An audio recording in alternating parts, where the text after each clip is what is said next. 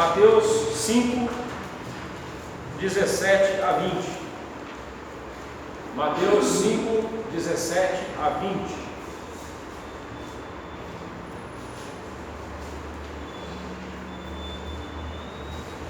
Vamos ler juntos? Mateus 5, 17 a 20. Leamos.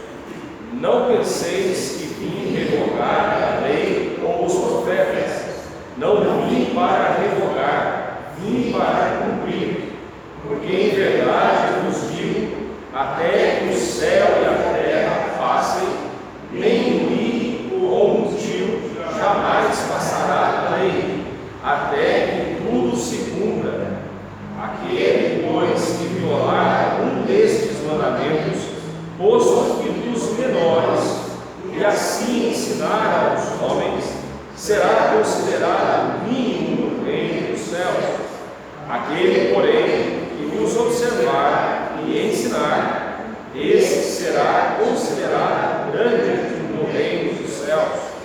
Porque vos digo que, se a vossa justiça não exceder nem muito a dos escribas e fariseus, jamais entrareis no reino dos céus. Então hoje eu quero falar com você sobre Jesus e a lei de Jesus. Jesus e a lei, pensando aqui no Pentateuco, nos 5 primeiros livros da Bíblia, e a lei de Jesus. Qual é a lei de Jesus? Nós vimos que o Senhor Jesus começa o Sermão do Monte falando sobre o caráter dos discípulos, o caráter daquele que é salvo, daquele que foi salvo, daquele que é cidadão do reino dos céus. Versículo 11, 1 a 12, nos mostra isso, lá nas bem-aventuranças. Depois nós vimos as atividades dos cidadãos do reino, nos versículos 13 a 16, eles têm que ser sal da terra e luz do mundo. E agora o Senhor Jesus passa a nos mostrar as regras, as normas, as leis de conduta dos cidadãos do reino dos céus neste mundo. Como é que os cidadãos do reino devem viver nesse mundo? Como é que nós devemos viver nesse mundo? Somos sal da terra, luz do mundo. Como é que nós devemos viver neste mundo? Então vamos lá. Primeiramente vejamos aí a finalidade da lei. Finalidade. Dois extremos que são muito perigosos, aliás, devem ser evitados a todo custo na vida cristã. É o que se chama de antinomismo e legalismo. Um é o oposto do outro, mas os dois desembocam no mesmo resultado, na perdição. Antinomismo, está aí o significado, são duas palavras, anti mais nomos, anti, contra, o contrário, oposto, sem, e nomos, lei, norma. Então, quando se fala de antinomismo, é aquela pessoa que diz assim: eu não preciso cumprir a lei, eu estou na graça, e eu não preciso mais cumprir a lei, eu não preciso mais cumprir os 10 mandamentos, eu estou na graça, eu vivo na graça de Deus, eu não preciso mais cumprir a lei. A lei moral eu devo cumprir, a lei moral continua valendo, os 10 mandamentos continuam valendo para nós. A lei cerimonial lá no Antigo Testamento, ritual de culto e tudo mais, aquilo concretizou-se em Cristo Jesus, mas o princípio continua. O princípio do culto lá do Antigo Testamento, o princípio era o inocente morrendo no lugar do pecador. Hoje na graça, na era da graça, vamos dizer assim, no Novo Testamento, continua. O inocente morreu no lugar dos pecadores, o Filho de Deus morreu no lugar dos pecadores, e não podemos nós nos aproximar diante de Deus sem ter essa consciência.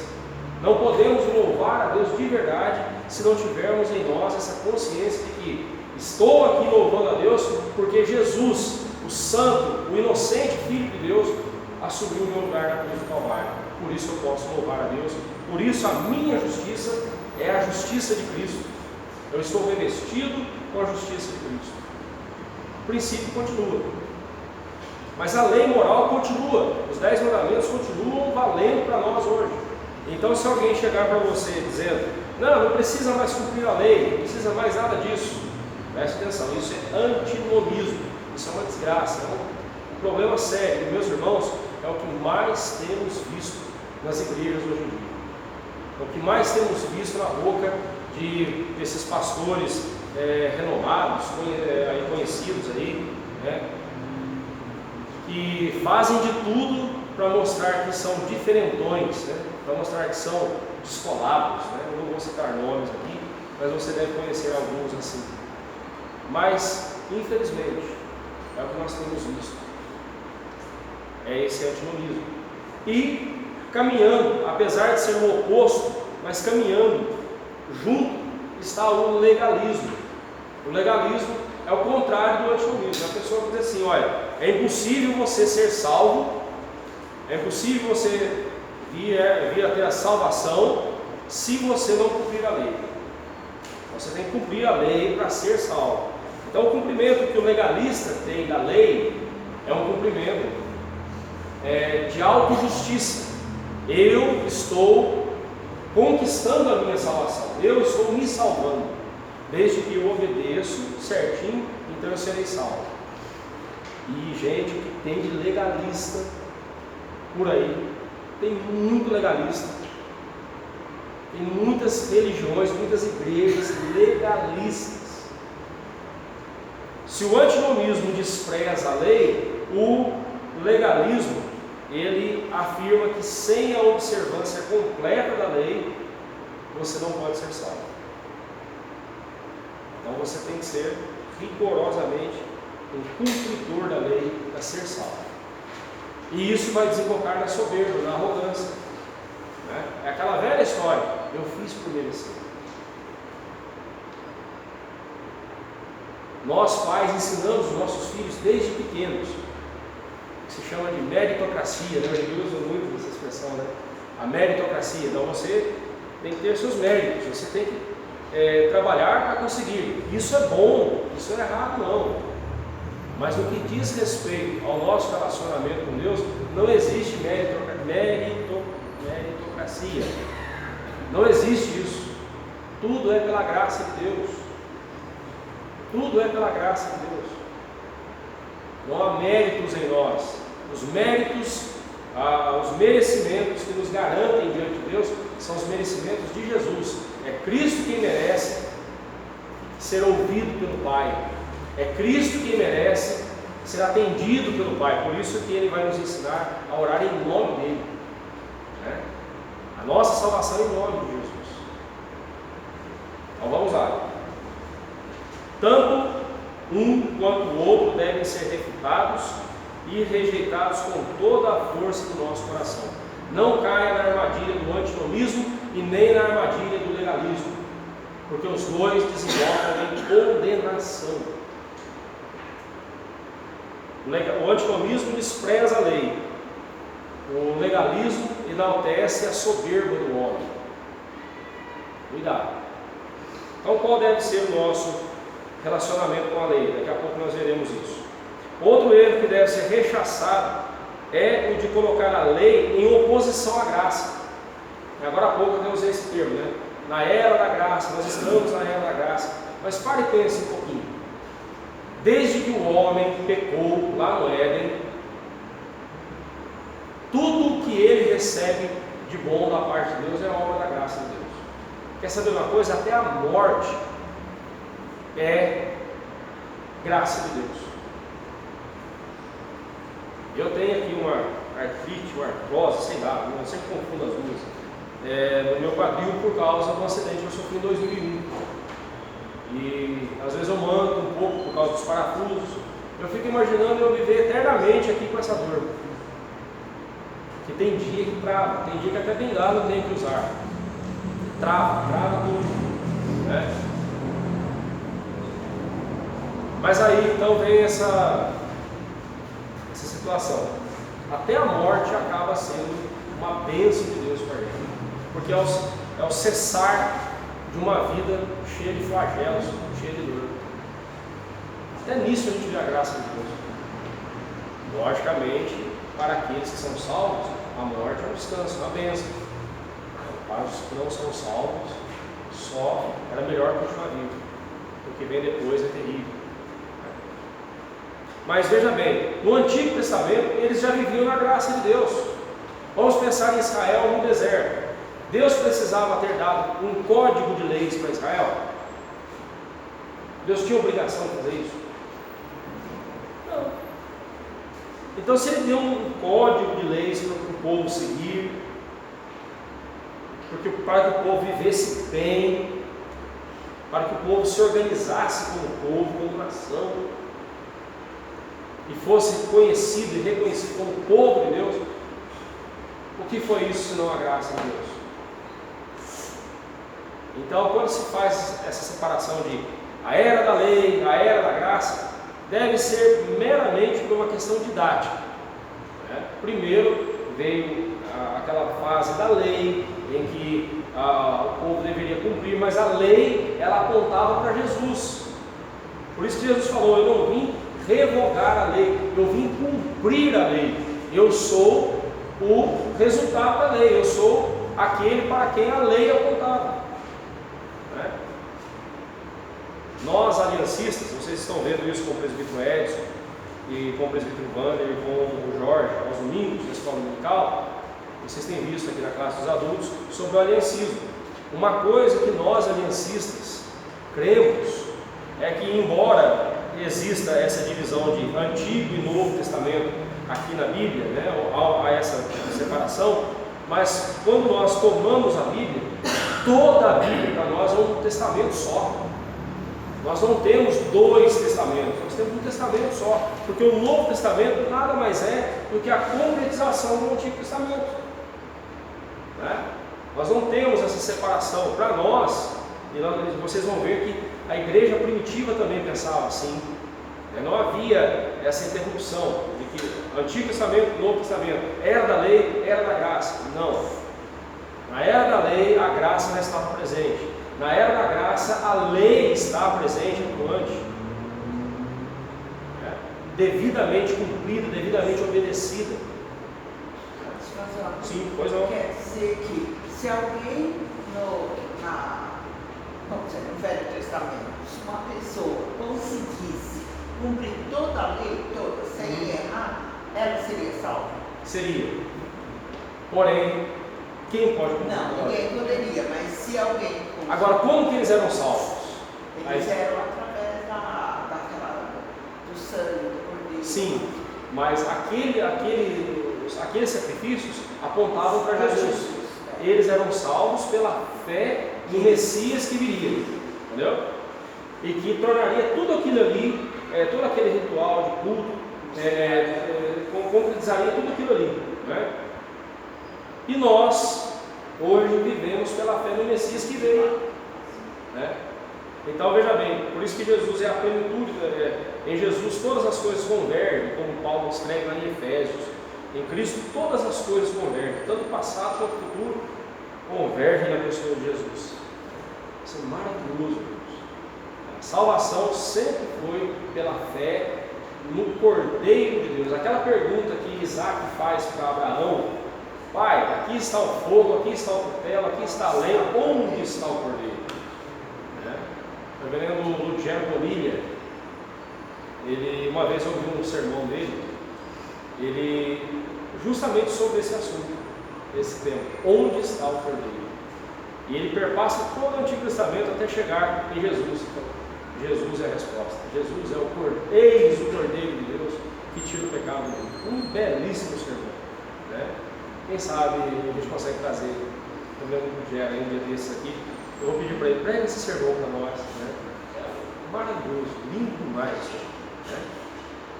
Vamos lá. Então, cuidado com esse erro de fazer essa separação, ok? Nós, aliancistas, para nós é um testamento só. A Bíblia é uma só. O Antigo e o Novo Testamento estão entrelaçados. O Antigo Testamento se concretiza no Novo. E o Novo Testamento, sem o Antigo Testamento, ele ficaria solto, não teria sentido algum para nós. Os dois são um só. A Escritura Sagrada para nós é uma só. Okay? Há essa separação didática, mas não mais do que isso. É só um recurso didático, não teológico. teologicamente falando, é muito mais profundo, né? Mas ainda outro erro, são 4 erros. O primeiro é o antinomismo, o segundo é o legalismo, o terceiro erro é essa separação entre era da lei e era da graça, e o terceiro e o quarto erro, que foi cometido com ódio por parte dos religiosos da época de Cristo, e que hoje é repetido com uma roupagem mais bonita, uma roupagem mais atraente, é o de dizer que Jesus foi um revolucionário. Você já ouviu isso? Jesus foi um revolucionário. O que é revolucionário? Revolucionário é baderneiro, é alguém que só vem fazer baderna.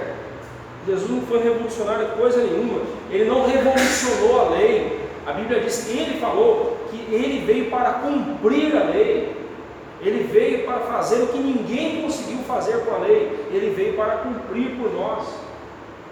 Isso não é revolução, irmãos. Isso é profecia. Isso é fidelidade de Deus. É a graça de Deus encarnada na pessoa de Jesus. E Jesus, então, realizando a salvação por nós. Então Jesus não foi revolucionário, né? Se alguém vier com essa conversa para cima de você, dizendo, mas Jesus, ele virou de pernas para o ar a sociedade da época dele. Não, a sociedade estava de pernas para o ar, Jesus veio e colocou ela no prumo. A forma como os homens tratavam as mulheres não era a vontade de Deus, nunca foi. Jesus veio, nós vamos ver isso mais à frente, ele põe os pingos nos is e dá à mulher o papel, o respeito, a dignidade que ela sempre teve nos planos de Deus. Então, nem feminismo e nem machismo, essas duas desgraças têm que ser abominadas por todo crente. A mulher e o homem, né, nos planos de Deus, foram comprados com o mesmo sangue, o sangue de Jesus. Tem papéis diferentes, mas não importâncias diferentes. Cada um tem o seu papel, cada qual deve executar o seu papel, mas isso é assunto para outra ocasião, ok? Assim, Jesus rebate, logo de início, aqueles que o consideravam um revolucionário, um iconoclasta, alguém que veio só para destruir os ídolos, né, dos outros, que queria romper com todos os laços da religião antiga dos judeus. Jesus não veio para revolucionar, ele veio para cumprir a lei. Ele veio para dizer para nós o seguinte: o que vocês jamais conseguiriam fazer, eu fiz por vocês. Confiem em mim. Confiem em mim. Mas continuem praticando a lei. Nós vamos ver que a lei é deixada por Cristo para nós como meio de santificação. Já grava essa frase aí, essa frase não é minha, é de Lutero. Lutero diz o seguinte: a lei me manda até Jesus para que eu seja salvo. Jesus me manda de volta para a lei, depois que ele me salva, ele me manda de volta para a lei para viver em santidade. Grave isso. Em Cristo eu alcanço a salvação, e uma vez salvo, Cristo me manda de volta para a lei, para que eu viva em santidade, como um salvo deve viver, como um crente deve viver. Mas se você quer saber como viver uma vida santa, aplique os 10 mandamentos na sua vida. Aplique os 10 mandamentos na sua vida. Você pode ver que eles são completos, eles abrangem todas as esferas da nossa vida, todas. E todas elas centradas no coração. E veremos isso, o Senhor Jesus vai pôr a questão toda no coração. Nós vamos ver isso nos próximos estudos.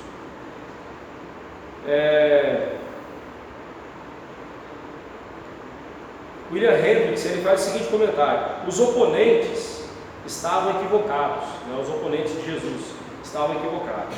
Os escribas e fariseus exigiam boas obras, Jesus igualmente. Olha lá, 5,16: brilha assim a vossa luz diante dos homens, né? Assim brilha a vossa luz diante dos homens. Tinham eles Moisés em alta consideração? Também Jesus. Olha as referências bíblicas aí. Jesus falando sobre a pessoa de Moisés, né? A justiça por ele proclamada não era nenhuma novidade. Estava ela em completa harmonia com aquela enunciada no Antigo Testamento, ou seja, a lei e os profetas. A expressão em que Jesus fala, lei e os profetas, é todo o Antigo Testamento. A lei são os 5 primeiros livros e os profetas são os demais livros da Bíblia, né? Lembrando que os livros históricos foram, na sua maioria, escritos por profetas.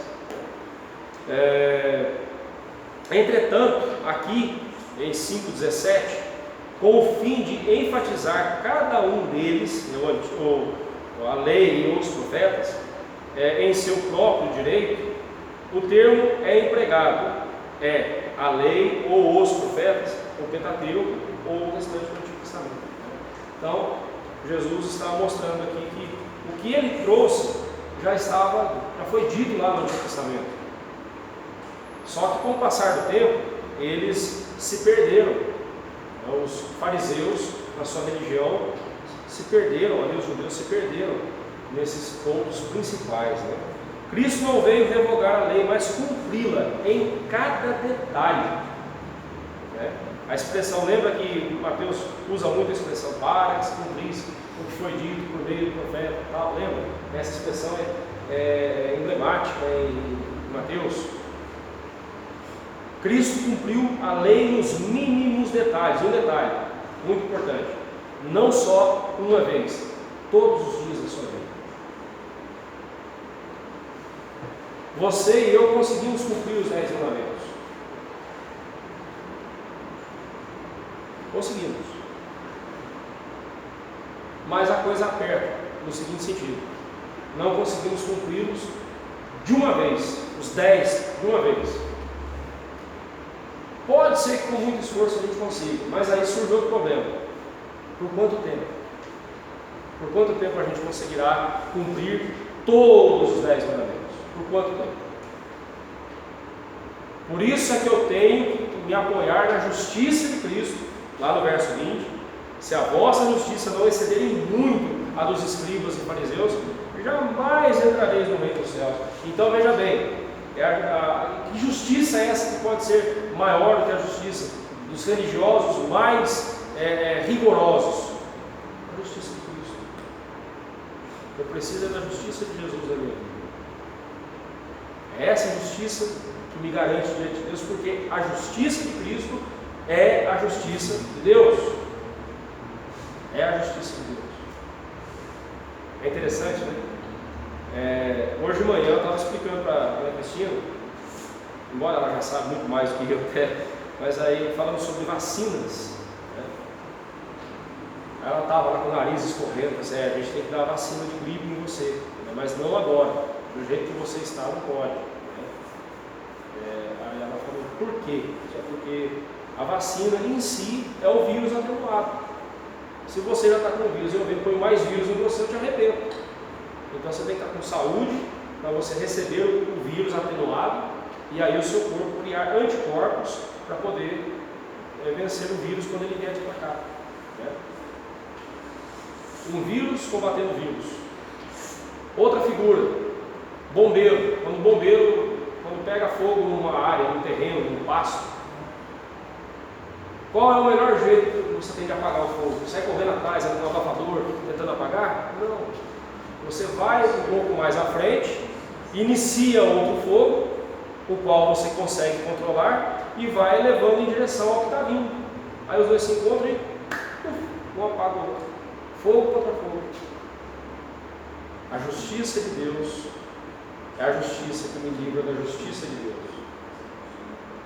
E a justiça de Deus está em Jesus. A justiça de Jesus me livra da justiça de Deus. A justiça de Jesus, revelando a graça de Deus, me livra da justiça de Deus, revelando a sua ira contra o pecado. Meus irmãos, isso é maravilhoso. Isso é a essência do Evangelho. Quando você entende isso, a primeira coisa que acontece no seu coração é você deixar de ser arrogante e orgulhoso, tentando conquistar a sua salvação, tentando agradar a Deus para conquistar a salvação.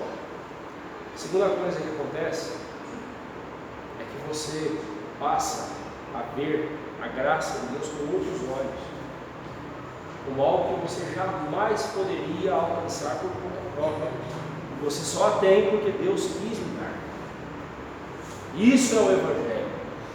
E é disso que as pessoas estão precisando. É isso que a igreja tem que anunciar. Evangelho é isso.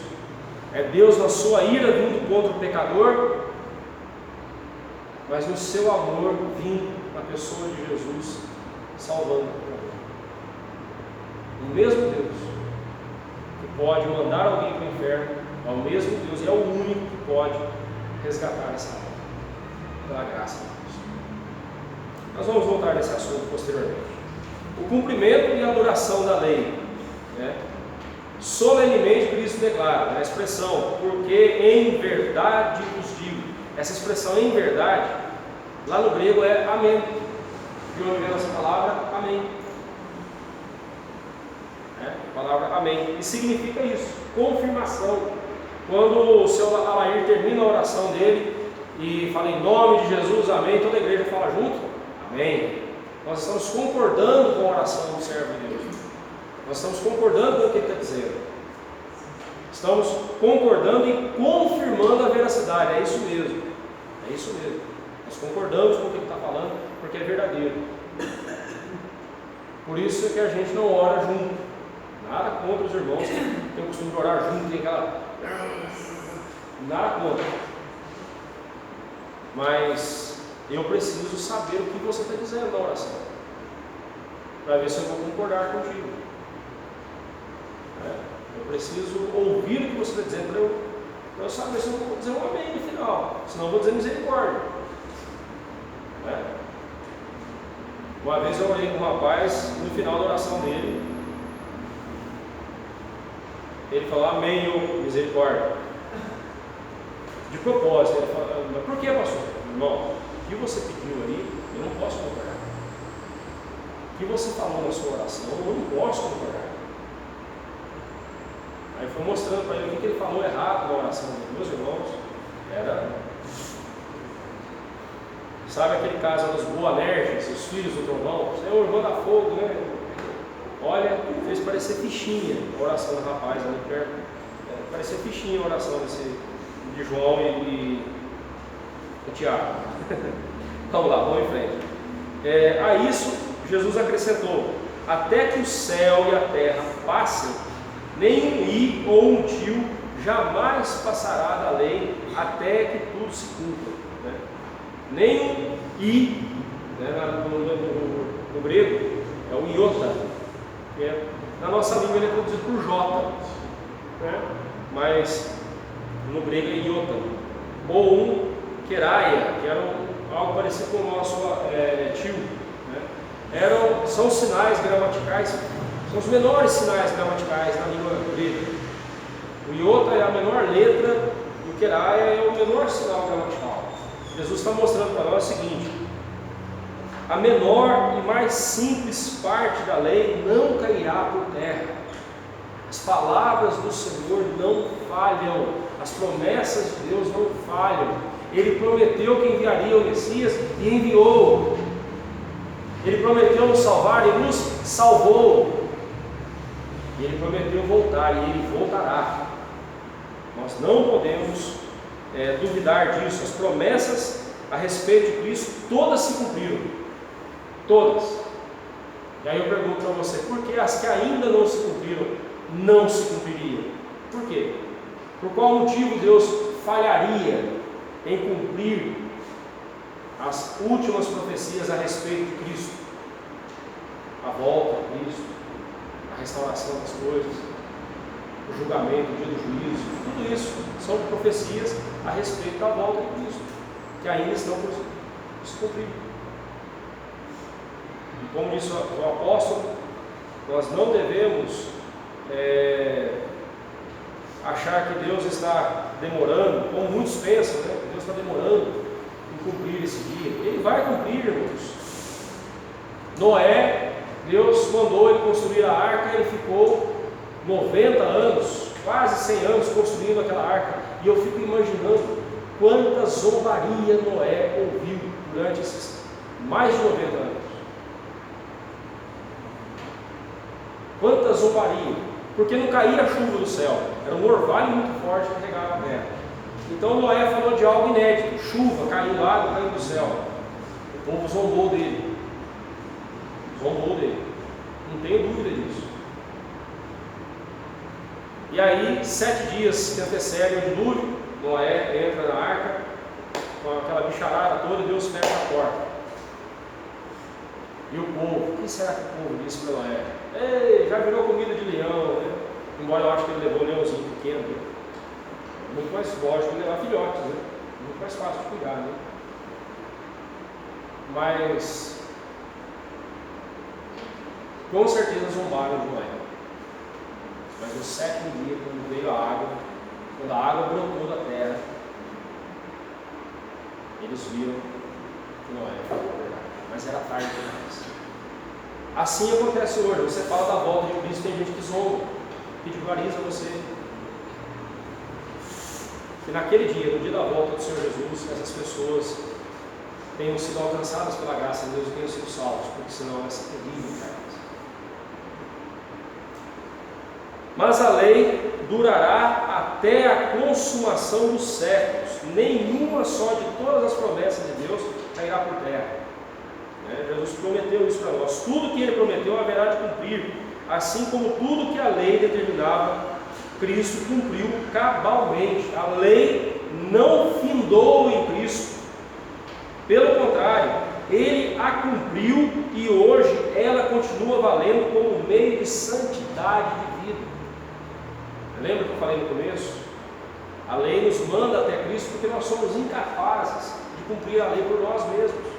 Nós precisamos de Cristo.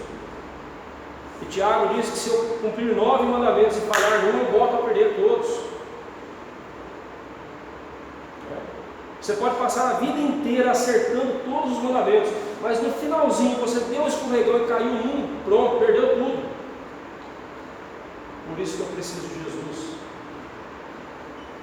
Porque Jesus cumpriu a lei cabalmente, do começo ao fim, o tempo todo. Ele não falhou. Nós vimos isso quando estudamos sobre a tentação de Jesus, né?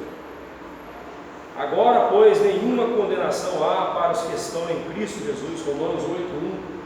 Irmãos, nós estamos em Cristo Jesus. E mesmo quando nós falhamos, agora preste atenção, essa é verdade, não dá para nós licença para sairmos pecando à vontade. Não é isso não. Se você está pensando assim, eu exorto você a admoesto você em Cristo Jesus. Peça perdão e pare com isso. Isso é pecado. Você está zombando da graça de Deus. O pecado na vida do crente, antes da conversão, era um buraco atrás do outro e ele nem percebia. Hoje o crente, salvo em Cristo Jesus, se tem uma coisa que ele percebe com facilidade, é quando ele peca. Porque o pecado na vida do crente já não é mais algo rotineiro. Tem que ser algo pontual, quase inexistente. Mas se todavia pecarmos, nós temos o justo advogado junto ao Pai, Jesus Cristo, o justo. Se confessarmos os nossos pecados, Ele é fiel e justo para nos perdoar os pecados e nos purificar de toda injustiça. Que bênção! Que maravilhoso é o nosso Jesus! Quão maravilhoso Ele é! Maravilhoso! Né?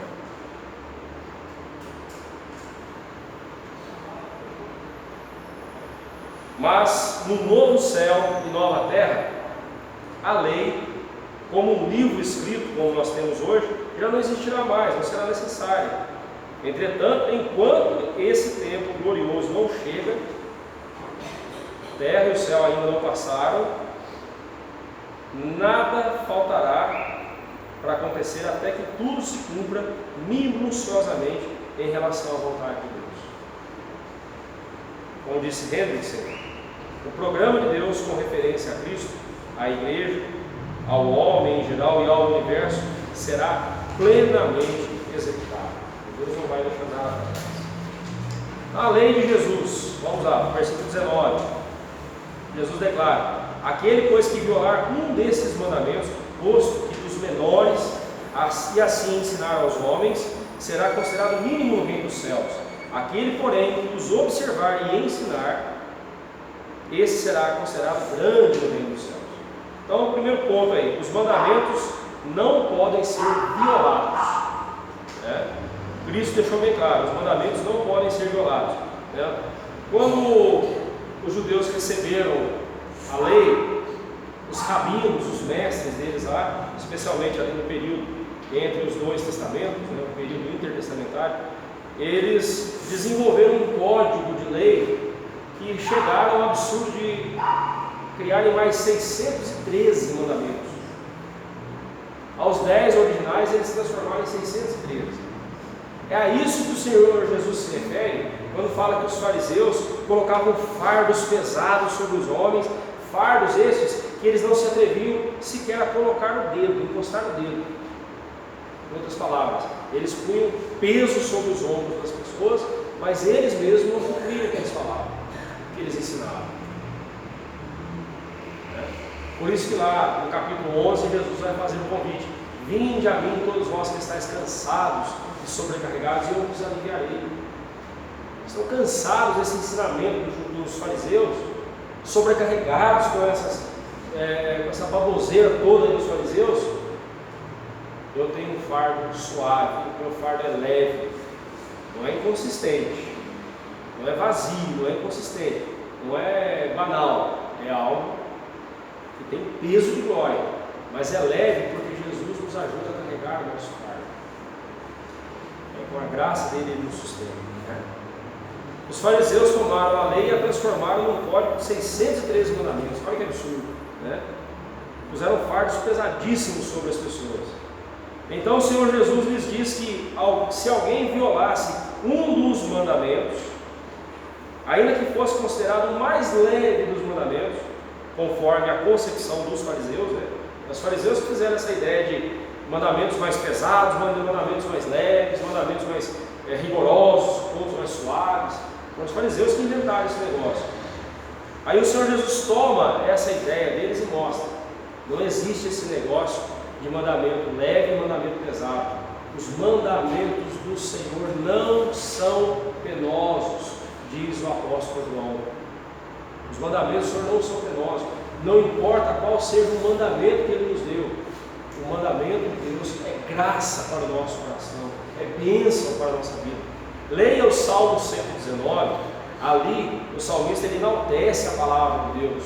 Em cada versículo ele usa sinônimos diferentes para a palavra de Deus. Ele fala de mandamentos, preceitos, estatutos, lei, palavra, tudo significando a palavra de Deus. Mas observe que ele trata os mandamentos de Deus como puríssimos, como maravilhosos, como doces à sua alma. É o amor que o crente deve ter para com a lei de Deus. Então Cristo está mostrando que todos os mandamentos têm igual importância, e violar qualquer um deles é coisa muito séria. É o que Cristo está mostrando aqui, Quando ele diz os preceitos mais importantes da lei, a justiça, a misericórdia e a fé, lá no capítulo 23, verso 23, nós vamos ver isso, se Deus assim nos permitir. Não está dizendo que existem mandamentos mais importantes que outros, mas sim que estes preceitos estão no âmago da lei, estão na alma da lei. E cumprir qualquer mandamento sem observar esses três, a justiça, a misericórdia e a fé, não tem valor algum aos olhos de Deus. Jesus está falando lá do dízimo, lá em 23, ele fala do dízimo. Os fariseus davam o dízimo das menores coisas, das hortaliças e tudo mais. Aí Jesus fala: vocês deveriam lembrar da justiça, misericórdia e da fé. Deveriam fazer estas coisas, né, o entregar o dízimo, sem omitir aquelas. Desculpa, deveriam fazer estas coisas, justiça, misericórdia, fé, sem omitir aquelas, o dízimo. Né? Ele fala, vocês têm que obedecer, toda a obediência nossa tem que ser regada pela justiça de Deus, pela misericórdia, e tem que ser um ato de fé. Qualquer atitude nossa, irmãos, que não for ato de justiça, não for ato de misericórdia, e não for um ato de fé em Deus, por mais bela que seja a obra, ela não glorificará a Deus. Por mais belo que seja o seu gesto, se ele não vier guiado pela justiça de Deus, regado pela misericórdia de Deus, e tendo como base a fé em Deus, um ato de obediência a Deus, por mais belo que seja o seu gesto, ele não terá valor nenhum. Os mandamentos também têm que ser cumpridos e ensinados. O Senhor Jesus fala, né? Aquele que ensinar aos homens será que não praticar, né? Não observar e ensinar aos homens será considerado mínimo no reino dos céus. Aquele, porém, que os observar e ensinar será considerado grande no reino dos céus. O que Cristo está mostrando aqui é a advertência contra qualquer discrepância entre o ensino e a prática. Eu chego aqui e ensino vocês, e a minha prática não condiz com o ensino. A primeira coisa que você tem que fazer é não me obedecer. Não me obedecer. Agora, se o que eu estou ensinando para você é a palavra de Deus, obedeça a palavra de Deus. Não o pastor Olivar, obedeça a palavra de Deus. Mas não pode haver discrepância entre o que eu ensino e o que eu vivo. E é interessante que Cristo fala, aquele que observar e ensinar. É interessante que ele coloca o viver primeiro para depois ensinar. Interessante isso, né? Nós temos que viver primeiro para depois ensinar. Nós só podemos dar aquilo que temos. Luísa, hoje é seu aniversário, eu vou dar um iate de presente para você. Mas eu não tenho iate, como é que eu vou dar o iate para ela? Um abraço eu vou dar. Mas o iate eu não tenho para te dar. Nós só podemos dar aquilo que temos. Se não temos, não temos que dar.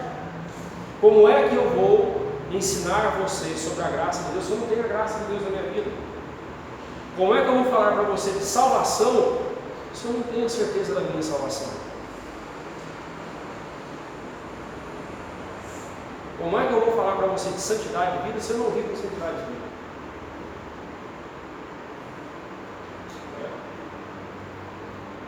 Isso é muito sério, irmãos.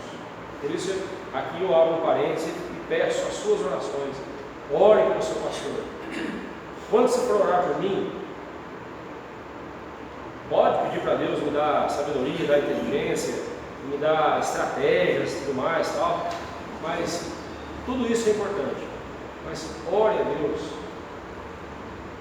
Peça a Deus para que não permita haver na minha vida diferença entre o que eu ensino e o que eu vivo. Porque, irmãos, fazer programação para encher a igreja é fácil. A coisa mais fácil que tem é encher essa igreja aqui.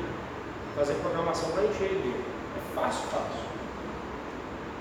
Mas não é disso que vocês precisam. Não é de programação que vocês precisam. Vocês precisam da palavra de Deus. Eu posso ensinar matemática sendo adúltero. Posso ser professor de matemática sendo um beberrão. Posso ser professor de engenharia sendo traficante, desde que a polícia não me pegue, né? Mas eu não posso ensinar a Bíblia com pecado no coração. Eu não posso ensinar a Bíblia com pecado no coração. Isso é muito sério. A palavra de Deus tem que limpar primeiramente o meu coração para que eu leve a você a pureza da palavra de Deus. Não que eu vou aplicar ao seu coração, quem vai fazer isso é o Espírito Santo, mas para que eu seja fiel, não só no ensino, eu tenho que ser fiel na vida também. Ore por mim. Eu peço as orações de Deus. Ore por mim. Preciso que Deus, cada dia, tire qualquer diferença que possa haver na minha vida entre o que eu ensino e o que eu vivo. Para que o que eu ensino seja exatamente o que eu vivo.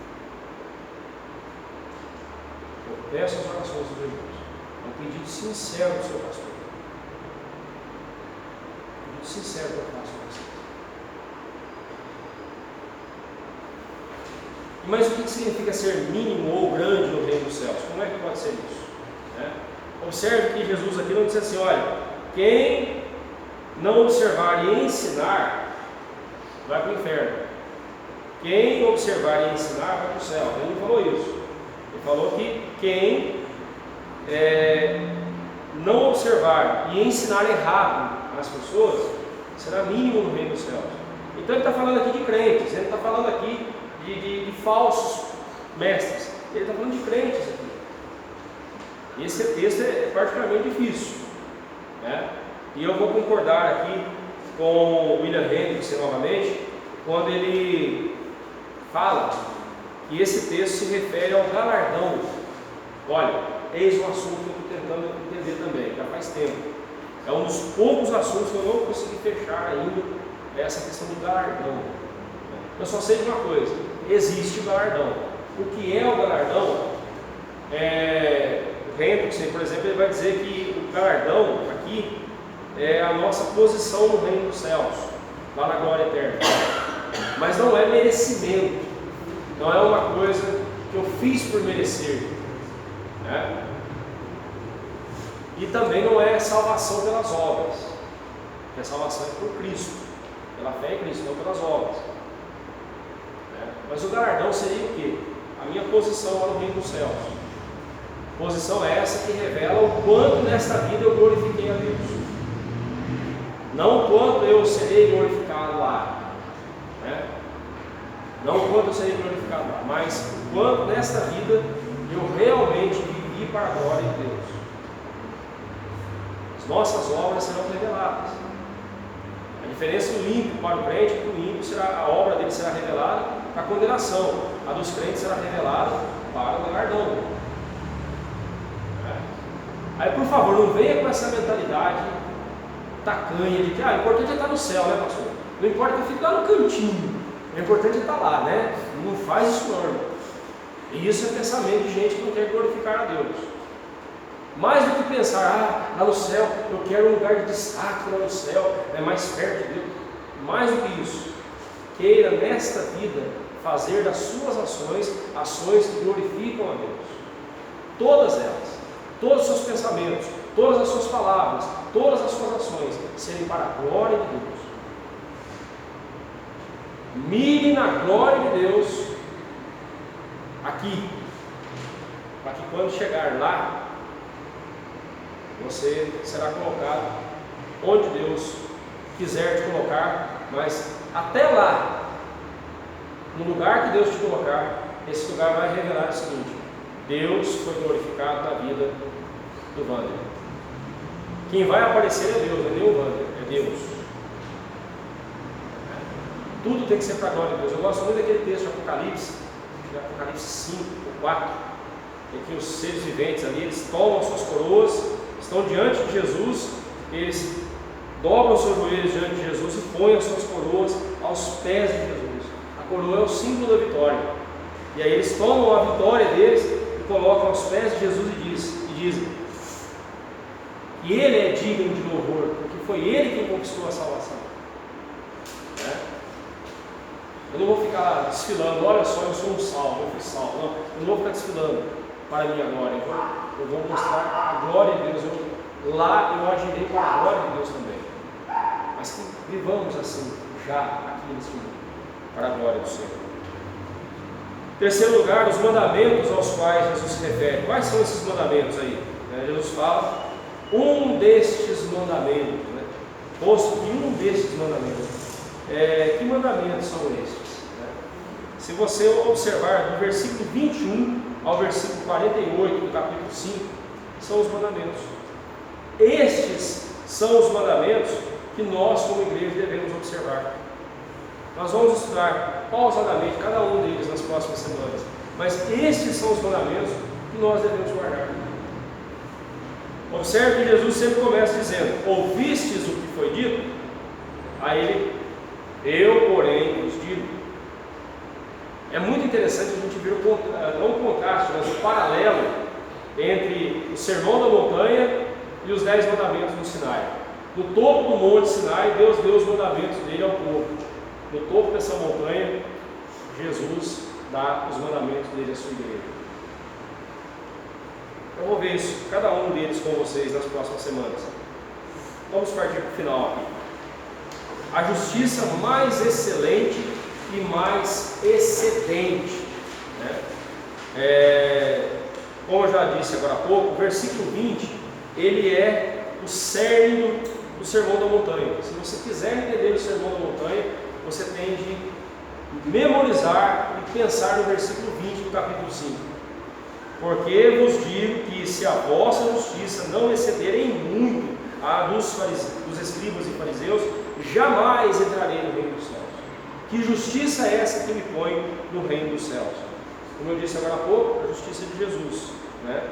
O que o Senhor Jesus está dizendo aqui é que a justiça que Ele requer de seus discípulos é nada menos que a completa conformidade com a lei de Deus. Todas as ações nossas têm de ser pautadas pela lei de Deus. A justiça de Deus é revelada na lei de Deus, e é na lei de Deus que eu encontro a forma como eu devo agir neste mundo.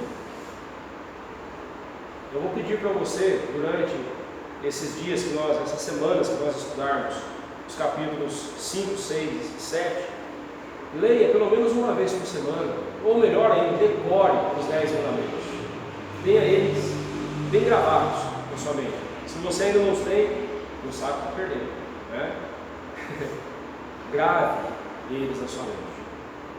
E à medida que nós formos estudando aqui, você vai compreender melhor, né? Essa justiça tem de ser excelente. Isto quer dizer que essa justiça vem de Deus, não é a justiça nossa. Não é que eu tenho que ser mais obediente que os fariseus, até mesmo porque os fariseus não é por isso não, né? Eles se achavam justos, eles se achavam bons, né? Até Jesus vai dizer: eu não vim para os sãos, eu vim para os doentes, eu não vim para os justos, mas para os pecadores. Não, mas quem que é justo na face da terra? Ali ele está falando daqueles que se acham justos, daqueles que se acham sãos. Ele vai dizer que você nunca fez isso, vai dizer que você nunca viu uma pessoa agir de forma errada e você fala assim: eu jamais faria uma coisa daquela, absurdo. Ou então, quando você vê um sujeito sendo preso porque cometeu um crime hediondo, aí você fala assim: bem, eu não sou pecador, mas não desse jeito. Ei, fariseu, né? Você não é nem um pouquinho diferente, nós não somos nem um pouquinho diferente aos olhos de Deus, somos tão pecadores quanto. E se a graça de Deus é a única coisa que pode nos salvar, também é a única coisa que pode salvar aquela pessoa, né? Então, a graça, a justiça que nós precisamos aqui é a justiça de Deus revelada na cruz de Jesus.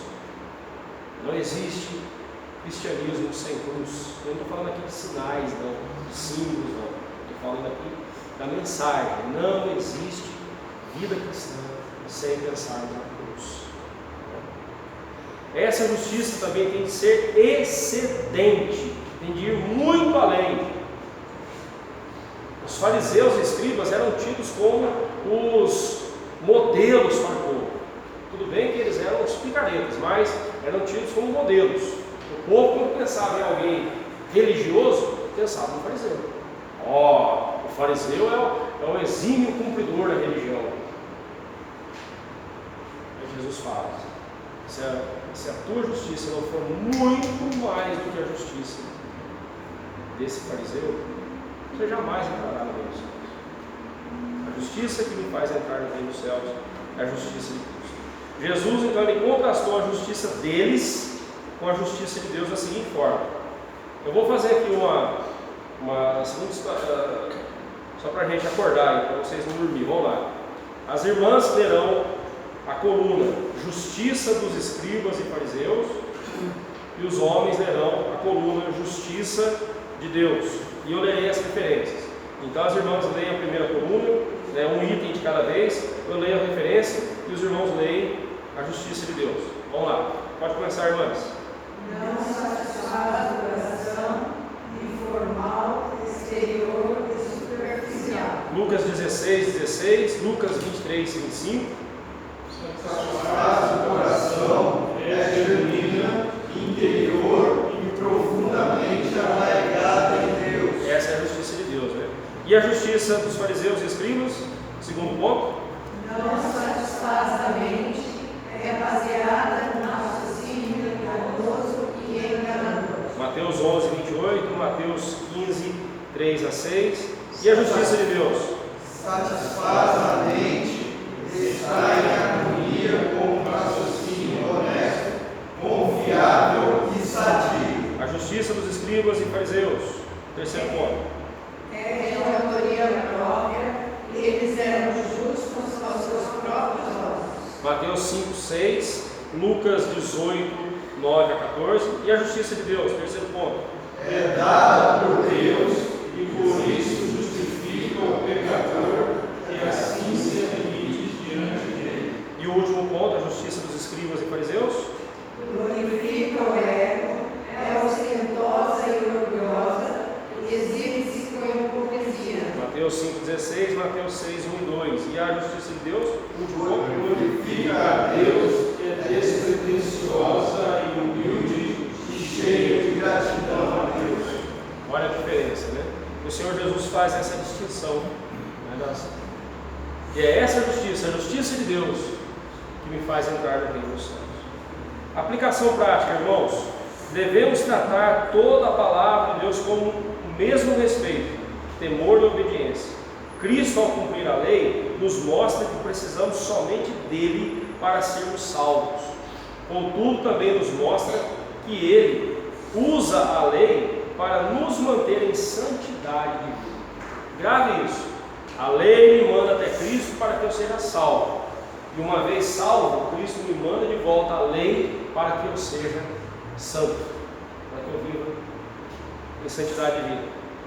Uma questão aí para a nossa reflexão, deve ter outras aí, mas eu vou deixar só essa aqui. Temos de ser justos aos olhos de Deus, pois só Ele conhece nossas motivações.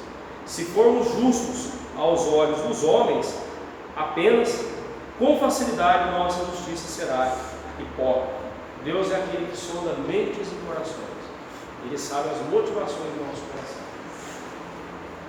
Que as nossas ações sejam de fato movidas e motivadas pela glória de Deus, para a glória de Deus, e o fim delas sejam a glória de Deus. Que Deus assim nos abençoe, irmãos. Que Deus assim nos complete ao coração aquilo que ficou por completar aqui da minha parte.